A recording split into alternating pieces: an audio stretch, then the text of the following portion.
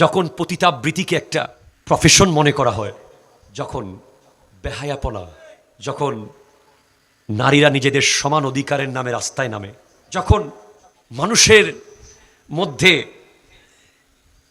গরু, গাদা, কুকুর, বিড়াল, বাঘ, ভাল্লুক, বন্য প্রাণীর চেয়ে আরো নিষ্ঠুর আচরণ পাওয়া যায়, যখন মব এর মাধ্যমে আল্লাহর সৃষ্টিকে হত্যা করা হয়, যখন অন্যায়, অবিচার, অত্যাচার, কোরআনের আইন একের পর এক লঙ্ঘন হয়, তখন এই ধরনের বিপদ আসাটাই স্বাভাবিক। পৃথিবীর সবচেয়ে হিংস্র প্রাণী হলো সিংহ বা বাঘ।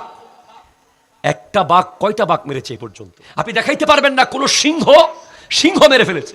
আপনি দেখাইতে পারবেন না কোনো হায়ানা মেরেছে, কোনো কুকুর মেরেছে।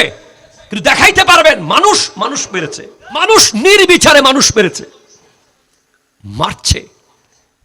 আল্লাহর আযাব যখন আসা শুরু করে, হাদিসে আছে কিয়ামতের আগে তসবির দানার মতো আসবে। তসবিহ যখন সুতা ছিঁড়ে যায়, দানাগুলো লাইন ধরে পড়তে থাকে, আযাবও সেভাবে আসতে থাকবে।